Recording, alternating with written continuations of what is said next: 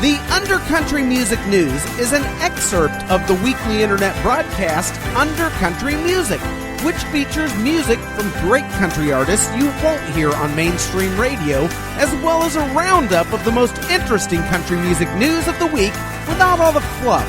This program you're listening to right now contains only the news portion of the show.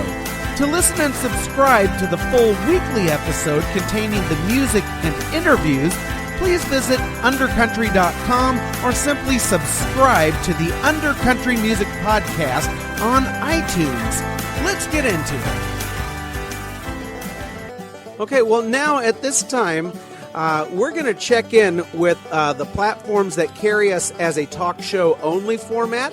And the reason we do that is we've got a couple of platforms out there where they don't allow us to put music on there. So this next section of the show is what we give to them. This goes into the larger show, but it gets cut out of the larger show and specifically placed on like Spreaker and then also on YouTube. Because it doesn't have any music, it won't draw any copyright flags because they don't care if I have permission or not. They still flag me for copyright, regardless of if you say it's okay for me to play it. But anyway, Richard, we're going to get into the section of our show right now called The Undercountry Music News!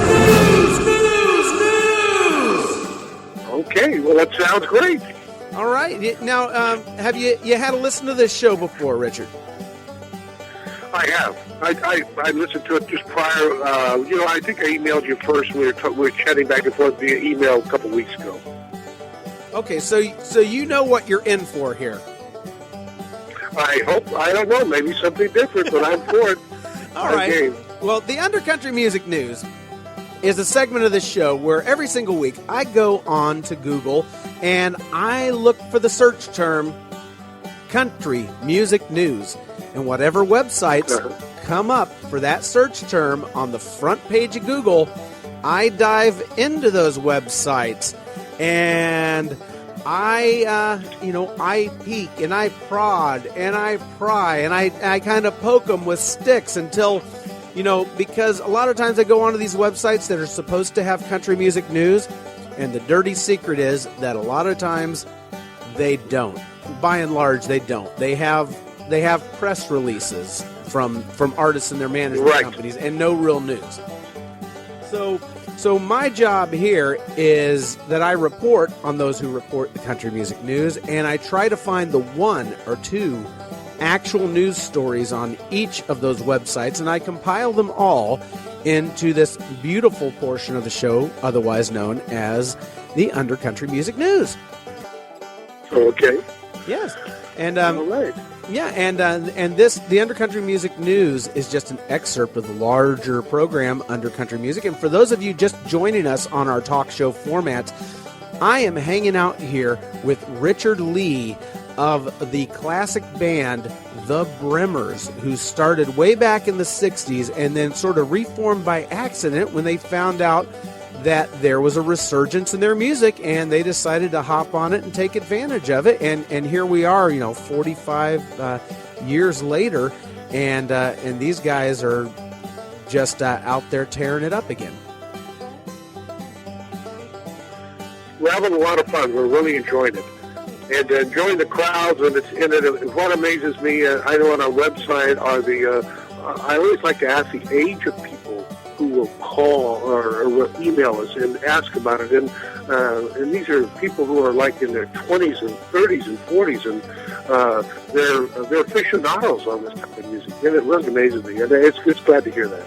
Yeah, well, that's great. Well, there is one other part to the Undercountry Music News, which can sometimes be a little dangerous for a person reviving their long-standing careers here. And that is, when I come across a website that's supposed to report country music news but has no country music news, that website gets rewarded with the Undercountry Music News Wet Belch of the Week. That sounds great. Now, have you ever... Now, you've had a pretty long career in music here. We're talking about 50 years or so, right, if I've calculated correctly? Correct. Mm-hmm. Have you ever been on a show where the host was belching? Nope, never have. All right. Well, I never have. Today, and you thought you'd seen it all through the 60s and 70s, and, today just might break some grand new... there are weeks where I don't belch because, fortunately, everyone will have some news. But it's a rarity. I belch almost every episode. There was even an episode where I belched twice. That's great. All right, are you ready to get into it here? Yeah, I am. Okay. Go ahead. Okay, we're going to start over at GAC, Great American Country. And now, GAC comes in at the top of the search results this week, and that is a rarity because almost every single week, CMT is the top Google search result for country music news. That stated,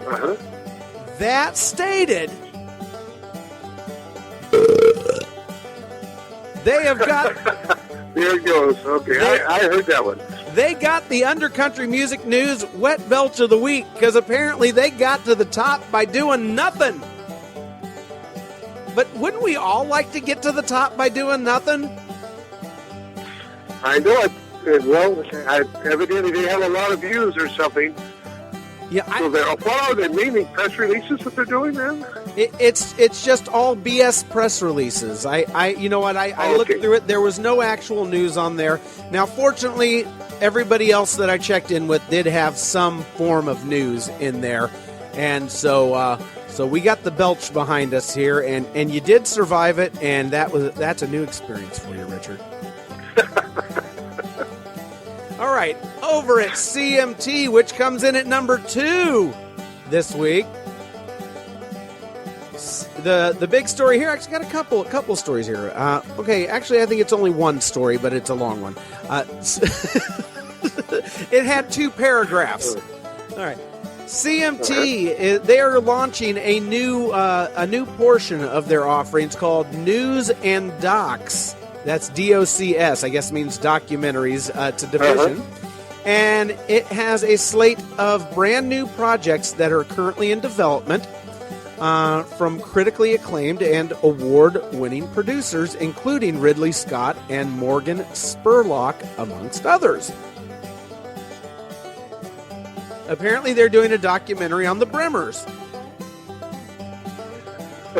No, they're not. No, but I know that. All right. At the network did a presentation on April 2nd, and they revealed several projects that include one called Promised Land, and that's being produced by Ridley Scott. I'm not really sure what that's all about. I didn't really delve in that deep. One called They Called Us Outlaws. I'm assuming that's about the outlaw country movement, and that's by Eric geadelman, I don't know. And also Academy Award winner Mark Johnson. There's a documentary called Freedom, and that's being directed by Morgan Spurlock. And Urban Legend, When a Nation Went Country by John Dorsey and Andrew Steffen. And they're also premiering a Johnny Cash documentary called American Rebel. And if those are of interest to you, you can read more about them over at CMT.com and see all this new stuff they're coming out with. Well, I think that's great in our age of technology. One, that people have access to this, especially maybe if people are not familiar with, they've heard his name, but it's some of his music is like Johnny Cash. It's amazing. It's all right here at our fingertips now. It is, and that's what I think is tremendous about it. It really is. You guys ought to film a documentary. I think you guys have an amazing story. Well, it's very nice of you to say so. And believe it or not, a person has approached us. This is probably about 8 months ago about that, and we said, we're game for anything, folks, and about that, because some of the people that we happen to be, be associated with back in the day, and some of the places we were at, and so forth. And like I said, it was just a lot of fun, and I can't say enough about it. All right. Well, we're going to move on now to countryweekly.com. Are you familiar with the CMT Crossroads show? I've heard of it. I have not seen it. Now, that's normally where they take a pop act, a pop and or rock act, and they pair them with a country act, and then they play each other's songs. Ooh. Mm-hmm. Now, I have, yes. Now I'm aware of that. Yeah, okay, yeah. Well, coming up on CMT, and this is Country Weekly that's reporting it. Now, this is the odd thing. Country Weekly's reporting this about CMT, and CMT didn't even report it about themselves. So, go figure. But I digress. Upcoming on CMT Crossroads, Kacey Musgraves and Katy Perry are going to be performing together, be performing each other's songs in unholy matrimony there. And you'll be able to... Well, that should be interesting. And if you want to know more about that, don't go to CMT, go to Country Weekly to find out what's going on over at CMT. I've got a tough job here. I know it. I was not a big fan of Katy Perry. But what we tend to forget sometimes is that these people are multi-dimensional. Maybe they made it in one genre of music, and that's what you know them for, but they could probably sing any style. And I'm not sure if some of your fans happened to tune in and saw the Grammys 50th anniversary salute to the Beatles. But Katy Perry did a song on there yesterday, the McCartney and Lennon, and she hit it out of the ballpark. It was a tremendous version she did. Yeah, she's an amazing performer. She actually started out as a Christian artist. Oh no, I didn't realize that. Is that right? And now she puts out a lot of really filthy music, and it's like, okay. I know it. She does. It really is great, and I enjoy it. And what I enjoy especially is some in the country field right now. They're pop. They are pop country artists. Richard, I just said Katy Perry puts out a lot of filthy music now, and you go, oh yeah, that's great. I love it. Oh, I heard that. I know it. Oh, okay. I wanted to make sure you heard it because like last Friday night, we had a menage a trois. It's things like that. But I'm a DJ as my living. I play a lot of schools and things like that where they ask for Katy Perry, and a lot of times I have to sit here and edit these songs to be clean, and it takes a while to get all the stuff that I can't play in front of kids in schools out of there. I understand fully. All right. Anyway, speaking of tastelessness, we got a website we're heading over to now called Taste of Country. Are you familiar with Taste of Country? I am not. No, I'm not. You're about to be, because they are what are they, number 4 on the Google search results? I believe they are. Okay.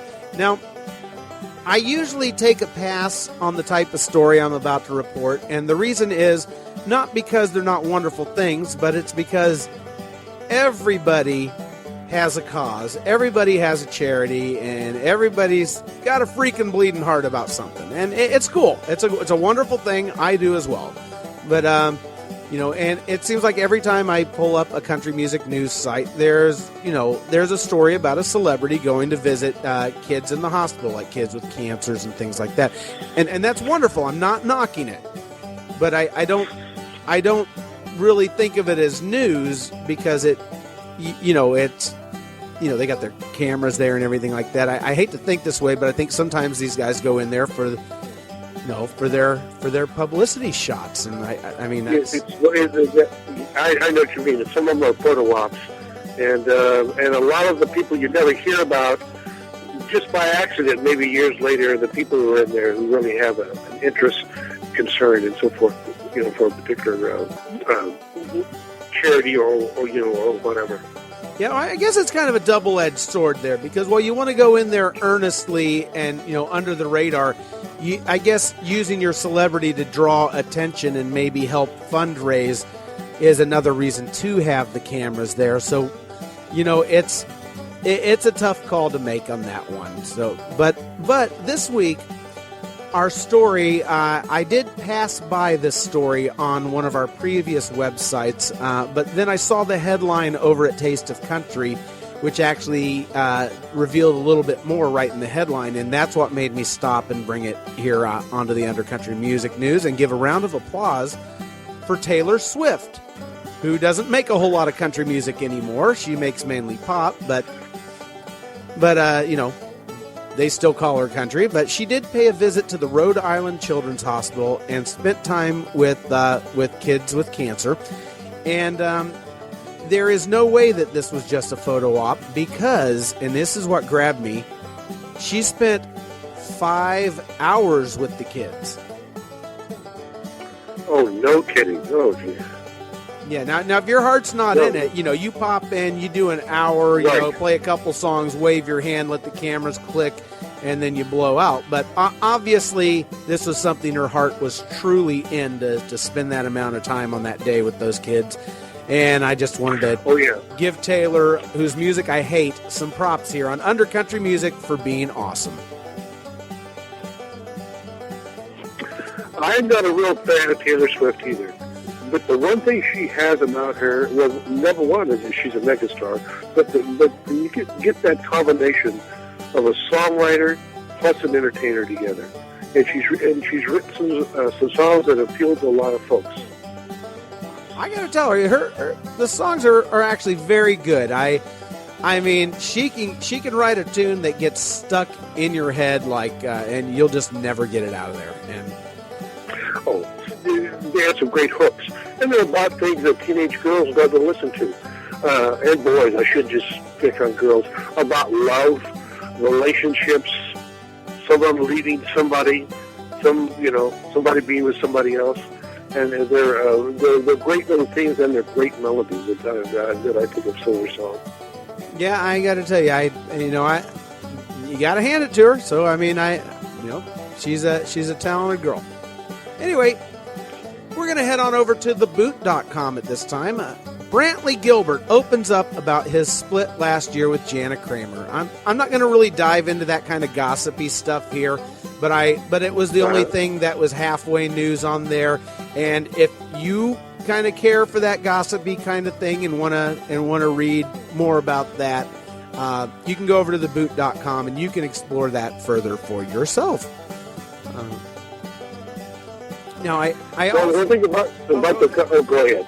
No, go ahead. One thing about the gossipy stuff, no matter how long you discuss it, with how many people, you end up where you began, with gossip.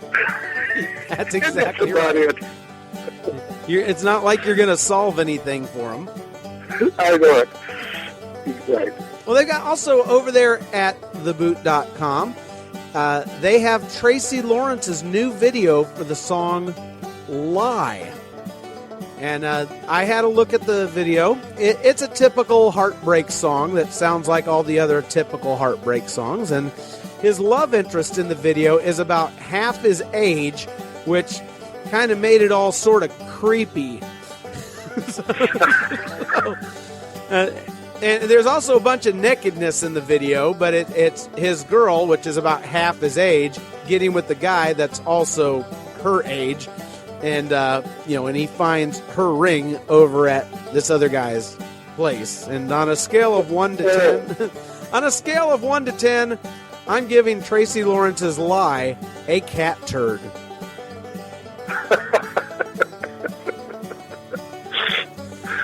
I tell you, I know. I did not see it, so I can't make a comment on it. Well, the girl's pretty hot looking. I mean, and she's naked in the video, so he knows how to market. That's good. I did see an older guy with a younger gal that I thought was his daughter. So that might have been it. I'm not sure. Well, maybe it was his daughter in the video, for all I know. Anyway, we're going to move along now. We've got 2 more places to check into, and the first one of those 2 is nashvillegab.com, one of my favorite sources. And this week over at nashvillegab.com, there has been criminal activity. Criminal? What happened? Willie Nelson's stuffed armadillo mascot has been stolen for the second time. Whoa. In less than a year. And there is a video of the crime being carried out via a backstage security camera where they caught the lady on camera stealing it off of a soundboard. Oh, jeez. And you can go there and to nashvillegab.com and you can see the surveillance video of Willie Nelson's stuffed armadillo getting stolen. Well, I'm going to have to try it. Have you ever had an armadillo stolen? I never have. I've never even had one to be stolen. But you know, hopefully, I think by the way they look, by having it, you hope someone will steal it. I'm not quite sure. Well, apparently this was just a stuffed toy armadillo. It wasn't like a real taxidermied armadillo. Well, you mentioned Willie. I have a good friend in Southern California that, in fact, he has a TV show. We'll be going down there in June. Anyway, he's done a number of albums with Willie Nelson. And if you notice, we all have this kind of country background, even though we played, we're not a full country artist or anything. And Nelson's come to his house many times when he's had his tour bus and parked it out there. And he talks about how gracious that Nelson is. He just really enjoys being around him. And he's done a number of shows with him. And his name is Merle Fankhauser. And I've really enjoyed hearing some of his stories that he shared with me about Willie Nelson. Yeah, Willie Nelson seems like a sweet guy. I've never had the pleasure of meeting him or even seeing him live. I have not. I know all you have to do is when you smell a bus coming down the road that smells like French fries and weed, you know Willie's in town. Yes, you got it. And about a year ago, he did a special. It was out of, I believe it was at Carnegie Hall, and it was quite a collection. I thought, I had to watch this because I thought, how could this group of people get together? And it was Branford Marsalis of the Marsalis Brothers out of New Orleans, jazz artist, Willie Nelson there, and Nora Jones. And they did this all country stuff. Well, I can see that, because Willie used to write a bunch of, jazzy swing country back in the early day, like things from Patsy Cline and things like that. I mean, right. that when I think of it in that context, it, and he's done a lot of jazz releases as well, Right. Anyway, we got to move on. Right with some Blink too. Yeah, we got to move on to Country Standard Time now. And they are reporting that Johnny Cash's new album, Out Among the Stars, has debuted at number 3 in the overall Top 200 chart on Billboard. Not bad for a dead guy, huh? Oh, geez, it is. That's tremendous, man. That's good for his relatives who are collecting the royalties, I guess. Yeah, well, I shouldn't sound like that, but no, it is. This guy, great contributor, great artist, and he broke new grounds with the sound that he had. Absolutely. I had to listen to one of the duets with June Carter Cash today. Now, I heard a couple songs last week, and I talked about them on the show. And the subject matter of the songs was great, and I struggled with a lot of the polished production in it. It just seemed a little too clean for Johnny Cash, and that I like my Johnny Cash gritty, and this one had a real clean production as well. But it was just a really, really great song. This song that is on here, a duet with June Carter Cash called "Baby Ride Easy." It is every bit as good as any classic Cash and Carter, June Carter song that I've ever heard. Oh. Well, that's good. Well, I have to check that out then and listen to it, because that's great. Like I said, he's just a great artist, and I'm glad that he got the accolades way before he passed away. With a lot of people about what an influence he had. Yeah, he did really good. Well, doing something edgy like putting out a 9 Inch Nails song, I thought was really cool. And that oh, jeez. And he's a great artist.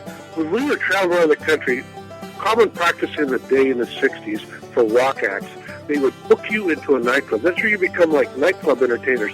All the new songs you'd write to record, you would play them in there for audiences and see how they reacted to them. Then you go in the studio. It was great. Then on the weekends you do concerts. But I can't think of one place we ever was at that someone didn't request a song by Johnny Cash.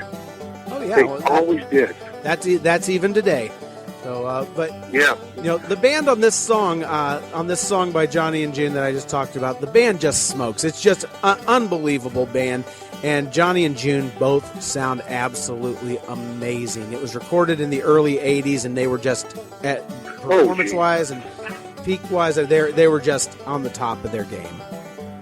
But anyway, this has been your Country Music News. Right, Richard Lee of the BRYMERS. Before we let our people in talk show land go, I want to make sure they know how to get in touch with you, and we're going to get into some more music here in just a second. But before we send away the talk show listeners, tell them where they can find your music and how they can get in touch with you to dig into the BRYMERS even more. Well, like I said, first of all, it's out on all your digital outlets, from Napster to Amazon, CD Baby, iTunes, Spotify, Pandora, you name it, and it's all over it. Then also, if you want to take a look at some of the pictures of the band, members of the band, and kind of a history of the band, you can visit our website at www.thebrymers.com. And BRYMERS is spelled BRYMERS. And a little thing new for you from people that we have a guest book there. If you say, hey, we listened to Neil's show, and the first 5 people that I get a message from, I'll send you a copy of our latest CD. Wow. And that is something that you cannot pass up right there, I got to tell you, because they've got some awesome stuff. And you'll be able to actually hear their stuff if you go over to their website, or, you can just, if you're listening on a talk show only format, go over to undercountrymusic.com and you can listen to the full hour-long episode of what you're hearing right now. Anyway, we're going to say goodbye to our people in talk show land and get over to more music. Bye, talk show land people. Thank you for listening to the Undercountry Music News. The Undercountry Music News is just a small excerpt of the weekly hour-long internet broadcast Undercountry Music, where I, Neil Smith, not only round up the week in country music news and put my own spin on it, but I also play music and have great interviews by lesser-known original country acts, the kind that you won't hear on mainstream country radio. If you're thirsting for that, get on over to undercountry.com where you can listen and subscribe. You can also subscribe via iTunes to Undercountry Music. Thanks so much. Stay under, stay country.